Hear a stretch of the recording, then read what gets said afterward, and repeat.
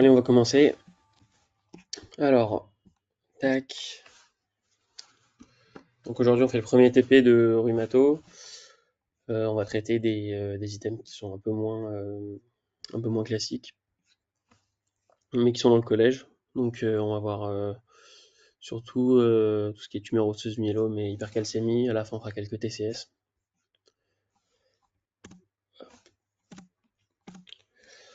Donc on commence, premier DP, une patiente de 54 ans, caucasienne, qui consulte pour une lombalgie basse. Elle a des antécédents d'asthme sévère dans l'enfance et dans l'adolescence.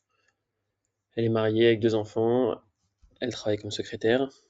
Elle a porté des charges lourdes il y a 2 semaines, mais la douleur, elle s'est installée progressivement il y a 4 jours jusqu'à devenir intolérable. Et elle n'a pas pu se rendre à son travail ce matin. Quels sont les signes à l'interrogatoire qui peuvent orienter vers une lombalgie commune? Absence de symptômes généraux associés, amélioration de la douleur au repos, dérouillage matinal supérieur à 2 heures, douleur impulsive à la toux et réveil nocturne fréquent.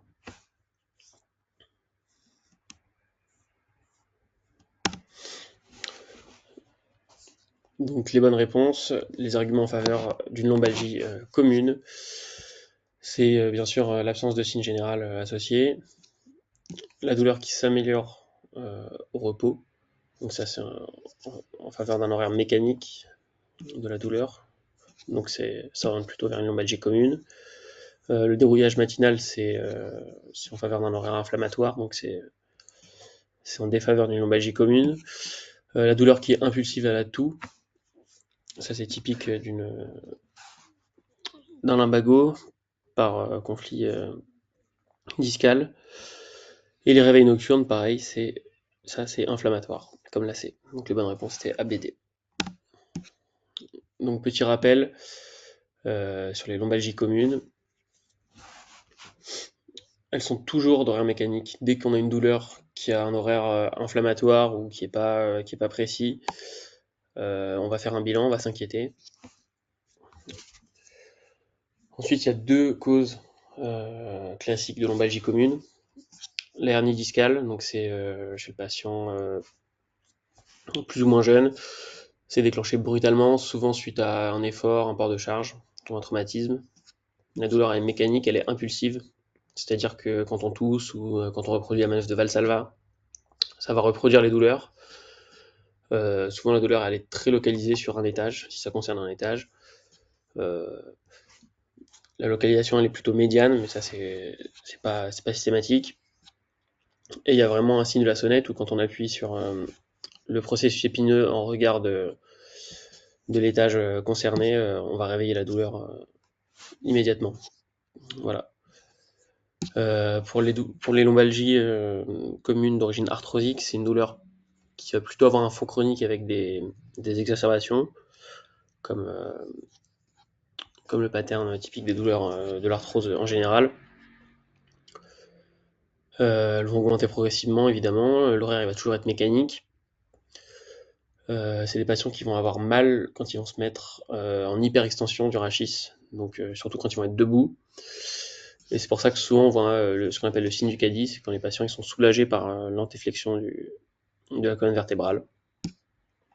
Ça permet en fait d'agrandir l'espace du canal vertébral et de limiter les douleurs.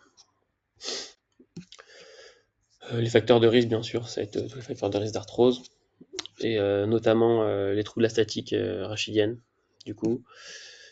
Voilà. On passe à la deuxième question. Parmi les propositions suivantes, laquelle ou lesquelles font partie du traitement d'une lombalgie commune? Anti-inflammatoire non stéroïdien, kiné, corset, paracétamol, repos au lit. Et donc la lombalgie commune, on la traite par des AINS ou des antalgiques de palier 1 ou 2. Les séances de kiné, c'est très important, on fait de la rééducation active. Faut éviter tout ce qui est corset, tout ce qui va limiter la mobilisation. Le paracétamol, ça fait partie des antalgiques qu'on prescrit. Et le repos au lit, surtout pas, il faut encourager les patients à se mobiliser dans les lombalgies communes. Voilà, je vous ai refait une petite diapo sur la prise en charge médicamenteuse et, et autres de lombalgie commune. Donc en aigu, antalgique de palier 1, voire 2. Les AINS, ça marche très bien. On fait juste attention aux contre-indications, évidemment. La ceinture lombaire, c'est comme le collier cervical, c'est uniquement pour limiter les mouvements douloureux et c'est à court terme. Et si on peut, on évite de la prescrire. À moyen et long terme, on rajoute la prise en charge psychologique, la rééducation avec les séances de kiné actives, la reprise des activités le plus tôt possible, et voilà, tout le reste. Donc correction des facteurs de risque, renforcement musculaire, proprioception, prévention des chutes, etc. Les cures thermales, il y a une indication aussi, c'est anecdotique, hein. Et voilà. À noter toujours, les corticos et les myorelaxants, c'est inefficace et il n'y a pas d'indication. Le seul moment où ils peuvent être indiqués, c'est dans les lomboradiculalgies, mais dans les lombalgies communes sans radiculalgie, il n'y a pas d'indication. Donc chez notre patiente, ça évolue sous traitement médical, mais ça évolue pas complètement. La patiente elle n'est pas soulagée, donc elle revient au bout de 2 mois.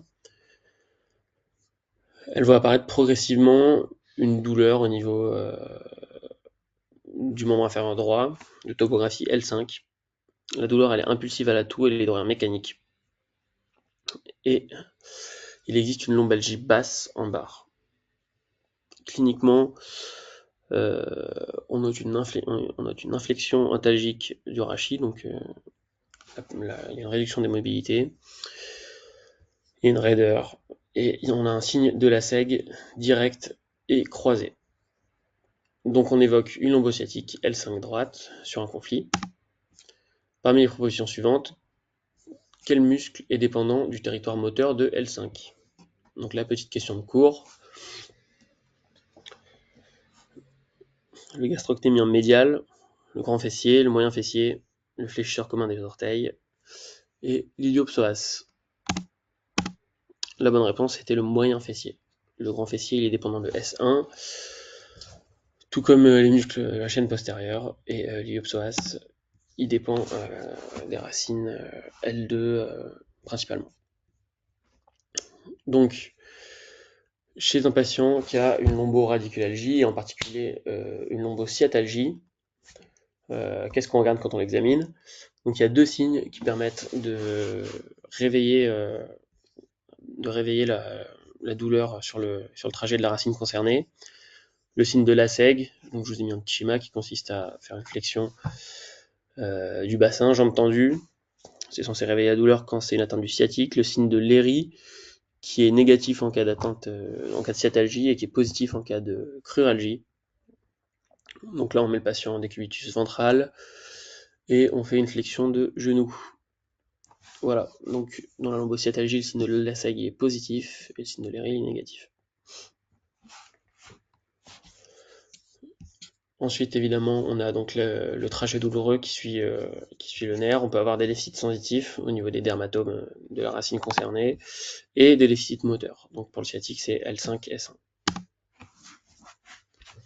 Je vous ai mis une petite diapo pour vous rappeler l'innervation sensitive, ici à droite, du plexus lombosacré, et les principaux muscles innervés par chaque racine. Donc en L1, voilà, on teste la racine L1 avec le réflexe crémastérien. L2, L3, c'est surtout le psoas. L4, c'est quadriceps et les adducteurs. D'accord. L5, c'est moyen fessier. Ça va être les releveurs, donc toute la chaîne jambière antérieure. On a aussi les abducteurs. Les abducteurs, donc principalement le moyen fessier, comme je l'ai dit. Pour la racine S1, ça va être toute la chaîne postérieure, du grand fessier jusqu'aux extenseurs du pied. La sexualité, elle dépend surtout de la racine S2, la miction S3 et la défécation S4. Voilà. Donc l'épisode douloureux, il a évolué favorablement avec le traitement médical, mais 5 ans plus tard, on revoit cette même patiente, Elle a toujours mal au niveau du dos. Ça évolue là depuis 3 mois, donc c'est une douleur chronique. Il n'y a pas eu de facteur déclenchant. Et elle n'est pas soulagée par la morphine d'après le courrier de son médecin traitant, donc on a une lombalgie chronique qui est hyperalgique. Les radios standards, elles sont négatives, la scintille aussi. Et devant l'exacerbation des douleurs, on fait un scanner du rachis lombaire. Qu'est-ce qu'on peut observer sur le scanner? Donc là, c'est une cura, je vous laisse réfléchir quelques instants.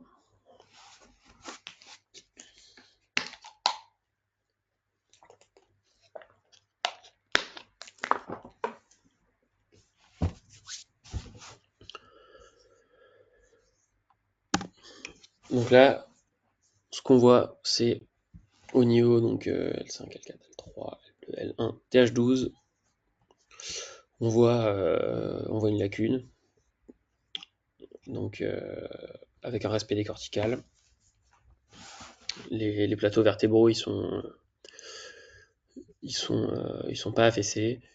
Donc ça, c'est surtout en faveur d'une lésion qui est ostéo.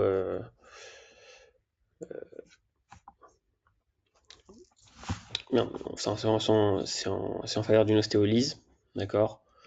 Donc ça peut faire penser à plusieurs choses. Ça peut faire penser à une métastase ostéolytique.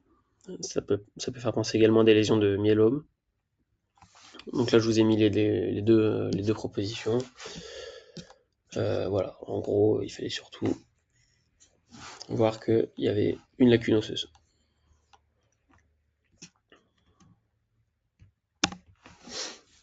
Quels examens biologiques on va prescrire pour avancer dans notre hypothèse? Une électrophorèse des protéines sériques, une calcémie, une CRP, une NFS avec des plaquettes et un dosage de la créatinémie sanguine. Donc là, toutes les réponses sont bonnes.